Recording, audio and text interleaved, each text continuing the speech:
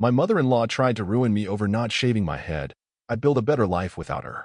When you fall in love with someone, you don't imagine their family will one day treat you like a traitor for not shaving your head. But here we are. Let me back up. I'm Ava. I work in vintage media. Think historic ad campaigns, 1950s-style retro shoots, and brand design for throwback campaigns. The kind of job where image matters. Specifically, my image. My hair? It's part of my brand. Long, deep auburn, waist length, and honestly, iconic. It's been on everything from coffee tins to 70s-themed travel posters. My clients don't just hire me for the art, they hire me for the look. So when my boyfriend Jason and I moved from California to his tiny hometown of Midwood Springs, Indiana, I was scared, but I was in love. I thought, let's help his family. Let's be there for them. Especially because of Noah, Jason's 8-year-old nephew, diagnosed with leukemia a few months prior. I met Noah once. Sweetest kid alive. Sharp, kind, curious. Bald from chemo, but still cracking jokes that could humble a stand-up comic. His mom, Melissa, Jason's sister, was barely holding it together. Jason's parents, Linda and Bill, were quieter until they weren't. And that's when it all began. It was a rainy Thursday when Linda called a family meeting. Everyone came over to their big farmhouse, rain boots left by the door, casserole in the oven, sad looks shared across the room. Linda stood in front of the fireplace like she was giving a TED Talk. Noah starts his new round of chemo next week. It's going to be harder, more aggressive. We all nodded. He feels self-conscious about his appearance. And I thought, what if we, the women of this family, shaved our heads to show him he's not alone? Silence. Melissa nodded instantly. Yes, absolutely. Then everyone turned to me. Jason looked uncomfortable, like he already knew what I was going to say. That's an amazing gesture, I started. But I can't. Linda blinked. What? My work. My contracts. They're literally tied to my image, especially my hair. I have shoots lined up through spring that all require me to keep my current look. Melissa frowned. So it's about your vanity? I felt my ears burn. It's about my job. This is how I pay rent. How I eat. This isn't just a style choice. It's tied into every campaign I've booked. Linda stepped closer. Ava, this isn't about appearances. This is about support. Your look shouldn't matter more than a child's feelings. I'm not saying it does. Then why are you saying no? Jason tried to jump in. Mom, no, Jason. She needs to hear this. The room got real quiet. I could feel the tension rising like smoke. I looked at Melissa, her eyes cold, unreadable. I love Noah, I said. I want to help. I'd do anything that doesn't jeopardize my career. I can help organize a fundraiser, design merch, run a campaign for awareness. This isn't about campaigns, Linda snapped. This is about showing Noah that family doesn't care about looks. That we're with him. Bald heads and all. Melissa crossed her arms. Yes, we know where Ava stands. I turned to Jason. He didn't say a word. After that meeting, things got tense. Real tense. Melissa stopped returning my texts. Linda suddenly had no room for me in the family dinners she used to beg me to attend. Even Bill, quiet, gentle Bill, looked through me like I was wallpaper. Jason told me to give them time. But time didn't soften anything. Instead, it got worse. A week later, I walked in on Linda hosting another meeting at her place. I wasn't invited. I just came by to drop off soup for Noah. But when I stepped inside, the room went silent. They were all seated in a circle. Jason, Melissa, Bill, even a few cousins I barely knew. Linda turned to me. Ava, we were just discussing family loyalty. I looked around. Eyes refused to meet mine. Jason looked like he wanted to disappear. You want to say something? I asked. Linda stood up. Yes, I do. She took a deep breath, then said, until Ava decides to join this family in supporting Noah fully, and without exception, she is no longer welcome in our home or our family. That's how I became the enemy. Not because I hurt someone, not because I failed anyone, but because I refused to ruin my livelihood to fit someone else's idea of what love looks like. I left that night without saying a word, because anything I said would have been twisted into another selfish excuse. Before we go further, don't forget to like this story, hit subscribe, and tap the bell so you don't miss what happens next. The night Linda told the family I was no longer welcome, I didn't cry. I didn't scream or slam a door. I just went home, sat on the edge of the bed, and stared at the floor. Jason stood in the doorway, chewing on his thumbnail, silent like he had been all night. Well, I finally said. He looked at me like I just asked the hardest question on earth. It's complicated, he muttered. No, it's not. Either you think it's okay for your mom to exile me over not shaving my head, or you don't. He sat on the bed beside me, rubbing his temples. She's under pressure, Ava. Noah's health is declining. Everyone's emotional. You could have handled it better. I stared at him. Handled what? My body? My career? Jason, I offered to help in a dozen ways. I even offered to pay for treatments out of pocket. He didn't respond. That silence? That was louder than any argument. The next morning, I opened my email and nearly dropped my coffee. Subject line, "Thank you, Ava, for supporting Noah." It was a GoFundMe confirmation. Someone had set up a fundraiser in my name, with a picture of Noah and a lengthy caption that started with, "Ava has decided to make the bold sacrifice of shaving her head in support of her nephew Noah. And we are raising funds to make this moment unforgettable." I felt my stomach drop. Attached were photos, including one of me smiling at a family picnic, completely unrelated, but now tagged as Aunt Ava's big heart moment. I refreshed the page. Already over $3,000 raised. What the hell? I called Jason immediately. "You need to take this down. Right now." "What are you talking about?" "The GoFundMe. In my name." "Who made it?" Pause. I think my mom did." "You think?" "She mentioned setting something up." "I didn't know she was using your name." I exploded. "That's fraud, Jason. That's my name, my image. It's lying to people. It's going to kill my reputation. I'll talk to her." "No. You'll fix it." Spoiler, he didn't fix it. The post stayed up for 2 more days before finally disappearing. But the damage? Already done. 2 of my freelance contracts were placed on hold due to conflicting public branding. One brand even sent me a snarky email. "We wish you told us about your shift into influencer charity work. We don't allow crossover messaging." Because yeah, when you're the face of a niche aesthetic, the smallest misstep can cost you thousands. Linda didn't just cross a line. She lit the damn thing on fire and danced over the ashes. I texted Melissa. Tried to talk woman to woman. She left me on read. Hours later, she posted on Facebook. "Some people only want to appear supportive. Real love costs something. Hashtag for Noah, hashtag bald for hope." The comments? All clapping emojis and "You're so brave." I couldn't even respond without sounding defensive. That's the thing about emotional manipulation. It's always disguised as virtue. That night, I sat down with Jason. And for the first time, I said something I'd been too scared to say. "If you don't stand up for me now, this doesn't work." He didn't argue. Didn't even look at me. He just said, "I don't want to choose between you and my family." "Then you already have." The next day, a package showed up at our door. No return address. Inside, a bald cap, a pair of clippers, and a handwritten note. "Do the right thing. Love, Linda." I laughed out loud. Not because it was funny, but because it was so unhinged I couldn't even process it. She wasn't just pushing a narrative. She was trying to script my life. I packed a bag that night. Not everything. Just the essentials. Jason watched me, helpless. "Where will you go?" "Somewhere I'm not expected to be someone else." "You don't have to go." "I do. Because you won't tell them to stop. And I can't survive in a house where my identity is treated like a costume." As I drove away, my phone buzzed. A message from Melissa. "Hope you enjoy your perfect hair while my son fights for his life." And that's when I realized. This wasn't about Noah anymore. This was about control. About optics. About punishing the woman who didn't fall in line. It had been a week since I left Jason's house. I was crashing at a friend's guest room outside Bloomington, trying to breathe, trying to rebuild some shred of normalcy. I thought the worst was over. That once I removed myself from the circus, the flames would burn out on their own. I was wrong. Because toxic families don't just let go, they escalate. It started with a voicemail. From Jason. "Hey. Just wanted you to know, there's a barbecue at my parents' place next Saturday. Melissa wants you to come. Says you should clear the air." I didn't answer. Didn't even consider it. But then, I thought, maybe I should go. Maybe they're finally ready to listen. I regret that thought more than any other. I showed up with a bottle of wine and a hesitant smile.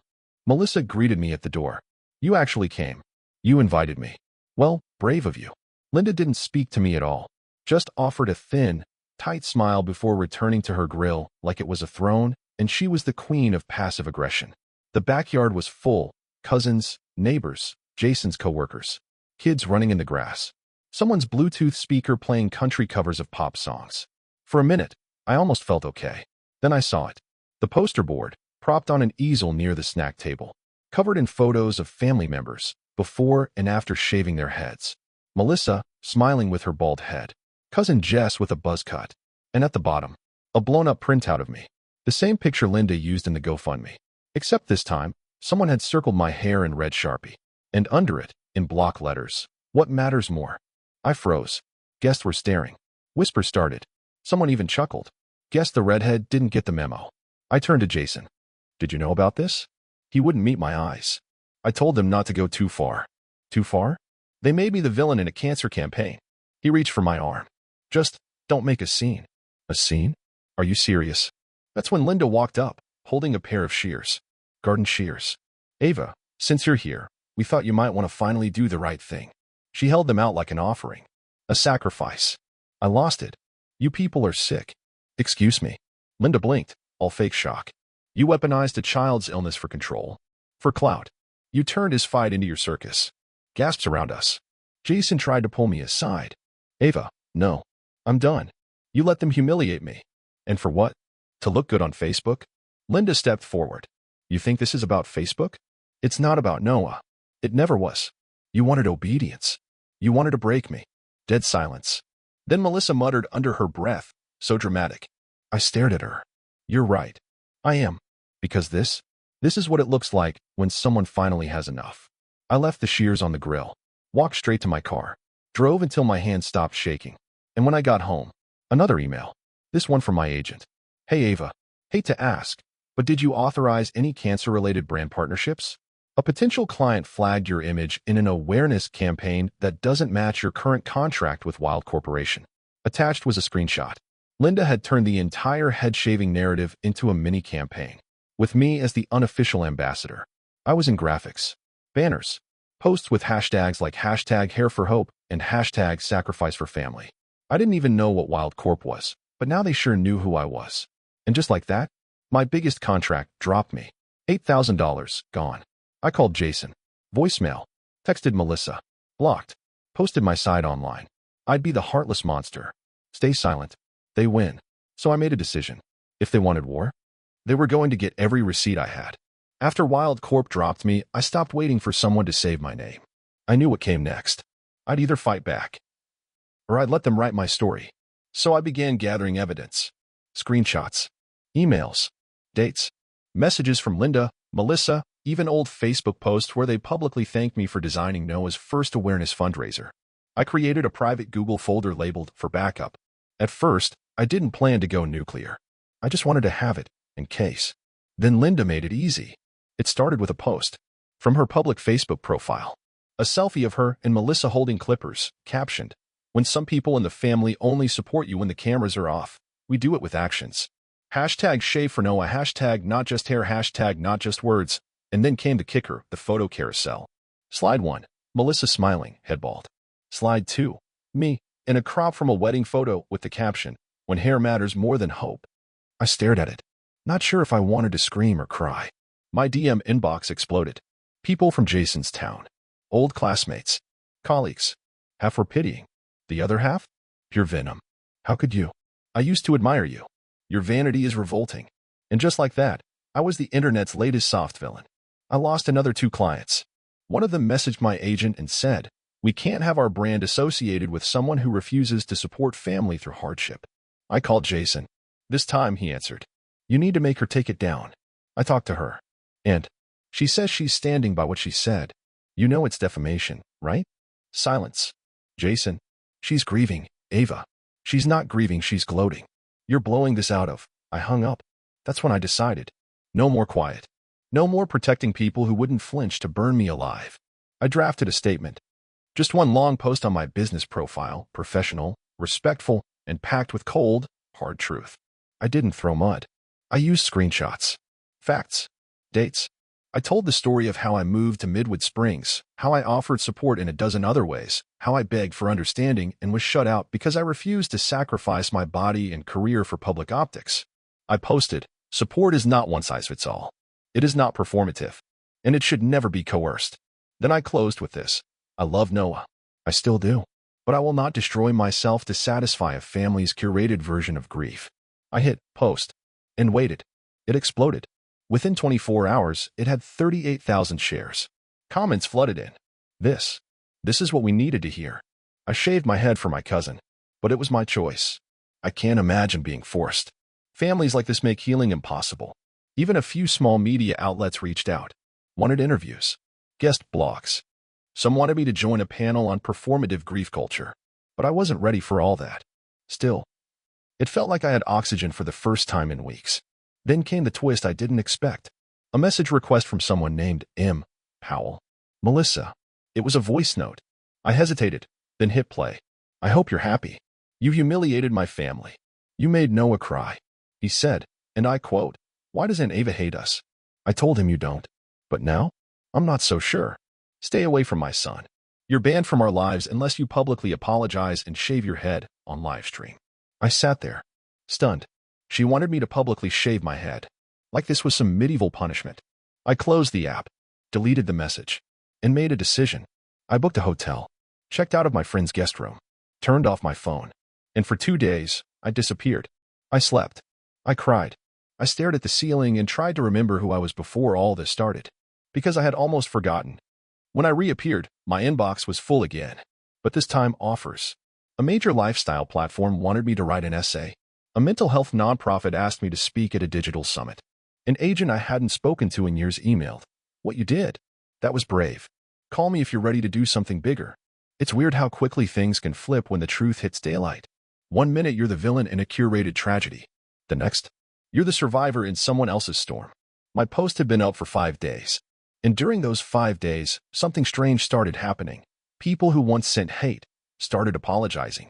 Even some folks from Jason's town, small business owners, neighbors, that PDA mom who gave me the stink eye at the farmer's market, started liking the post, sharing it. And with that, the narrative started to crack. Then came the moment that told me everything had truly shifted. Linda posted a new statement. No apology. But the tone was different. We never meant to pressure anyone. Sometimes grief and stress cloud judgment. We wish Ava the best and hope to heal quietly, with our focus on Noah. Translation. The internet had turned on her, and she wasn't ready for what came next. But I wasn't done. I had one more thing to say. Not for revenge. For myself. For closure. I wrote a second post. This one wasn't reactive. It was planned. Measured. Mine. It started like this. Families don't break you all at once. They do it with 1,000 tiny silences.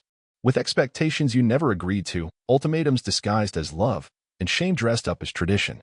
Then I told the whole story, how I had offered other kinds of support, how I had begged for understanding, how I was asked not to make a scene when my career was collapsing under false assumptions. Then I wrote the line that would be quoted the most. You can mourn a child's illness without mourning your own identity. And if loving someone requires self-erasure, it's not love. I didn't drop names, didn't throw stones, just held up a mirror. The response was nuclear. Again, but this time, media outlets reposted it. Mental health advocates used it as a talking point. Therapists cited it. I woke up to messages like, "This is what I needed when my family guilted me into silence. Your courage gave me the words I never had. I wish someone had said this 10 years ago." Then I got the call. Blocked number. I picked up. Jason. His voice was tired. Broken, almost. I read it. "Yeah, I didn't know how bad it got for you. You were there. I was scared. So was I. But I still told the truth." Silence. Then, "Do you think we could ever?" "No, just that." "No. Because some breaks don't need glue. They need closure." That night, I drafted a pitch. A book, essays on performative family, toxic expectations, and the weaponization of appearances in grief culture. My agent loved it. Within a week, we had a deal. 2 months later, I was giving a virtual keynote on grief narratives and public identity for a psychology conference. And guess who showed up in the chat? Melissa. No message. No reaction. Just a username. Watching. Maybe learning. Maybe not. Didn't matter. I kept building. Rebranded my portfolio. Launched a new campaign on ethical branding and image protection. Booked panels. Wrote blogs. Told the truth in rooms where the truth actually meant something. Then came the letter. From Noah. Written in pencil, messy but legible. "Hi Ava. Mom says I shouldn't talk to you. But I don't care. You made me cool graphics. I saw your video. I know you love me. I love you too. Hope your hair is okay. I liked it red." I cried. Hard. Then I sent him a gift, a graphic design kit with his name on it and a custom notebook that said, "Noah the Brave." No note. Just that. 6 months later, I was living in San Diego. Different air. Different rhythm. And finally, different people. My mornings were slow, filled with real coffee and no dread. My workdays? A blend of Zoom meetings, design edits, and planning a book tour I once thought would only happen in my dreams. The book was called Breaking the Braid, Untangling Love from Obligation. I chose the title because of something Noah once said.